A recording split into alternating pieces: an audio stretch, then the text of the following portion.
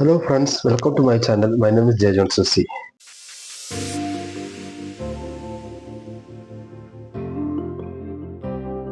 എല്ലാവർക്കും സന്തോഷം വിചാരിക്കുന്നു. ഇന്നത്തെ ടോപ്പിക്കിലേക്ക് എത്രയും പെട്ടെന്ന് കിടക്കാം.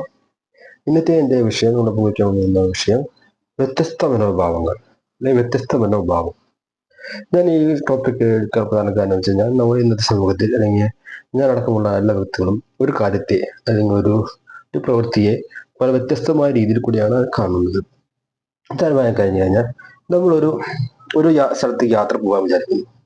ആ യാത്രയെ ചിലപ്പോൾ പല വ്യക്തികളും പല രൂപത്തിലായിരിക്കും കാണുക. ചിലർക്കത് ഒരു എൻജോയ്മെന്റ് അല്ലെങ്കിൽ ഒരു റിഫ്രഷ്മെന്റ് അല്ലെങ്കിൽ ഒരു വേറൊരു സ്ഥലത്തേക്ക് പോകുന്ന ഒരു മനോഭാവം, അല്ലെങ്കിൽ അത് വേണ്ട, അത് ചെലവാണ്, അങ്ങനെ പല നിരവധിയായ അഭിപ്രായങ്ങൾ അല്ലെങ്കിൽ മനോഭാവ വ്യവസ്ഥകൾ നമുക്ക് കാണാൻ സാധിക്കും.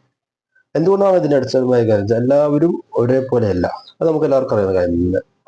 പല ആൾക്കാർക്കും പല മനോഭാവങ്ങൾ, പല രീതികൾ, പല ചിന്തകൾ, പല അവസ്ഥകൾ, പല പല പല സ്ഥലങ്ങളിൽ നിന്നാണ് വരുന്നത്.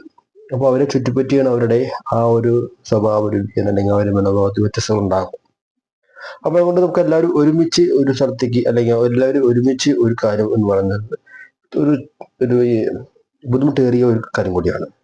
അപ്പൊ ഈ വ്യത്യസ്തമായ മനോഭാവങ്ങൾ ഉള്ള ഈ വ്യക്തികളെ അല്ലെങ്കിൽ വ്യത്യസ്തമായ മനോഭാവങ്ങൾ ക്രോഡീകരിച്ച് ഒരു കോർഡിനേറ്റർ അല്ലെങ്കിൽ ഒരു ഇതിനെല്ലാം അടക്കത്തോടെ ഒരുമിച്ച് കൊണ്ടുപോകാൻ സാധിക്കുമെങ്കിൽ അല്ലെങ്കിൽ ആ ഒരു കാര്യത്തെ ചെയ്യുന്ന വ്യക്തിയാണ്, ആ വ്യക്തിയുടെ മനോഭാവത്തെയാണ് ഇത് ഏറ്റവും കൂടുതൽ പ്രശംസനീയമായി നമുക്ക് കാണേണ്ടത്.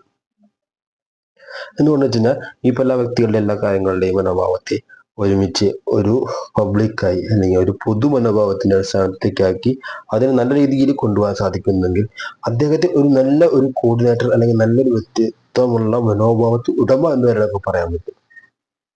ഈ മനോഭാവങ്ങൾ വ്യത്യസ്തപ്പെടുമ്പോൾ ഉണ്ടാകുന്ന പ്രശ്നങ്ങൾ ഞാൻ പറഞ്ഞു തരാം. ഇപ്പോൾ ഒരാൾ യാത്ര ചെയ്യാണ്, തന്നെ സ്വന്തമായി ഡ്രൈവ് ചെയ്ത് പോയിക്കൊണ്ടിരിക്കുകയാണ്. ഓപ്പോസിറ്റ് സൈഡിൽ അല്ലെങ്കിൽ എതിർവശത്ത് നിന്ന് ഒരു വണ്ടി വരുന്നുണ്ട്. അവനെ നമ്മൾ എന്ത് ചെയ്യുന്നു? അവൻ കുറച്ച് പതുക്കെയാണ് അവൻ ഡ്രൈവ് ചെയ്യുന്നത്. എന്നാൽ ഓപ്പോസിറ്റ് സൈഡിൽ നിന്ന് തന്നെ കുറച്ച് ഫാസ്റ്റ് റഷ് ഡ്രൈവാണ് ചെയ്തുകൊണ്ടിരിക്കുന്നത്. അവൻ സ്പീഡിൽ പോകണം. ഇപ്പൊ എന്നാ അവൻ റോഡിൽ കാണിക്കുന്ന ഒരു മര്യാദ അവനത് കാണിക്കാതെയാണ് അവന്റെ കാര്യങ്ങൾ ചെയ്യുന്നത്. അവൻ മനോഭാവം അങ്ങനെയാണ് അവനെ അത് തോന്നിപ്പിക്കുന്നതും ചെയ്യിപ്പിക്കുന്നതും. എന്നാൽ ഓപ്പോസിറ്റ് വരുന്ന വ്യക്തി എന്താ ചെയ്യുന്നു? അദ്ദേഹം റോഡ് നിയമങ്ങൾ, റോഡിലെ മര്യാദ, ഡിസിപ്ലിൻ എല്ലാം പാലിച്ചുകൊണ്ട് പോകുന്നു. ഈ രണ്ട് വ്യക്തികളെ നമ്മൾ എടുക്കുമ്പോൾ തന്നെ നമുക്കറിയാം, ഇങ്ങനെ പോകുന്ന വ്യക്തികളിൽ കൂടെയാണ് നമ്മൾ പല കാര്യങ്ങളും മനോഭാവത്തെ അടിസ്ഥാനമാക്കിക്കൊണ്ട് കാര്യങ്ങൾ നിർവചിക്കേണ്ടതും ചെയ്യേണ്ടതും.